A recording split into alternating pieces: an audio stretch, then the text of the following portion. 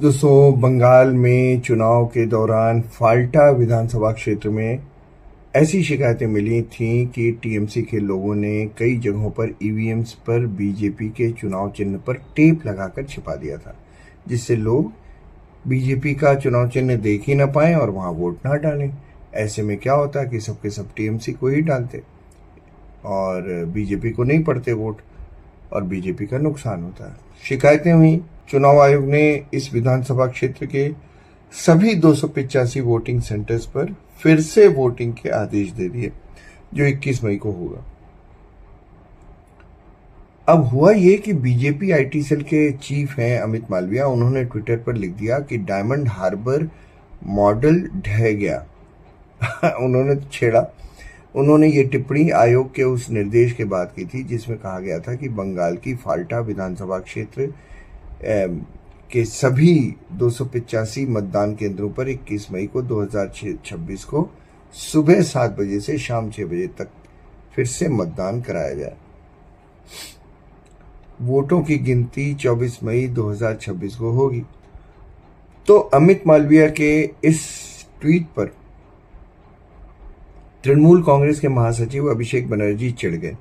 उन्होंने मुख्य चुनाव आयुक्त ज्ञानेश कुमार समेत पीएम नरेंद्र मोदी और अमित शाह को निशाने पर ले लिया। अमित मालविया के एक्स पोस्ट पर जवाब देते हुए उन्होंने लिखा कि तुम्हारे बांग्ला विरोधी गुजराती गैंग, ध्यान दीजिएगा शब्दों पर, तुम्हारे बांग्ला विरोधी गुजराती गैंग और उनके प्यादे ज्ञानेश कुमार के लिए मेरे डायमंड हार्बर मॉडल को जरा भी नुकसान पहुंचाने के लिए 10 जन भी कम पड़ जाएंगे।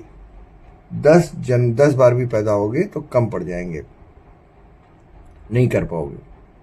और गौरतलब है कि फाल्टा की विधानसभा सीट डायमंड हार्बर लोकसभा इलाके में आती है। यहीं वोटिंग फिर से होनी है।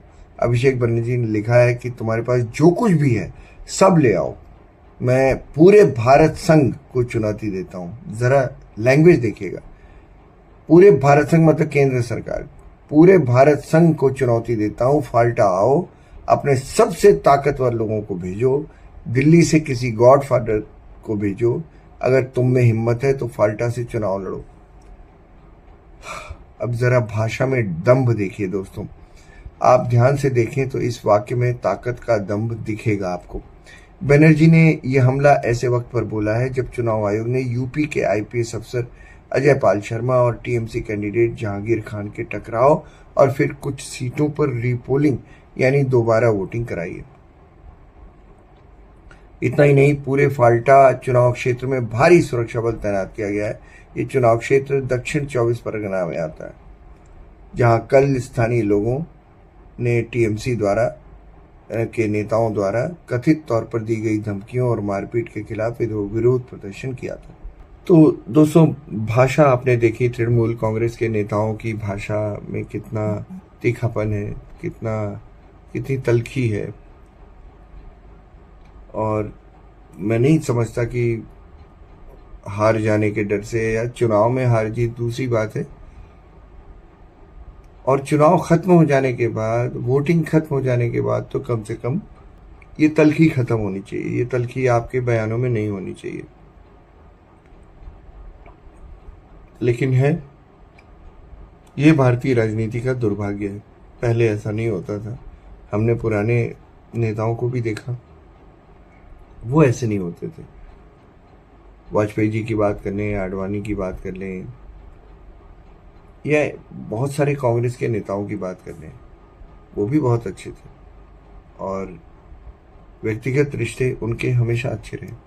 इवन ममता जी भी, जब तक वो मैंने उनको बहुत करीब से देखा, जब तक वो वाजपेयी जी की सरकार में थी, रेल मंत्री थी, मैंने देखा वो बहुत व्यक्तिगत रिश्ते बहुत निभाती थी। लेकिन आज की राजनीति डिफरेंट हो गई है, आज की राजनीति की पिच डिफरेंट हो गई है, तो उस पर खेलने का तरीका भी डिफरेंट हो गया। और आई डोंट नो चुनाव में जीतता है कौन, हारता है कौन,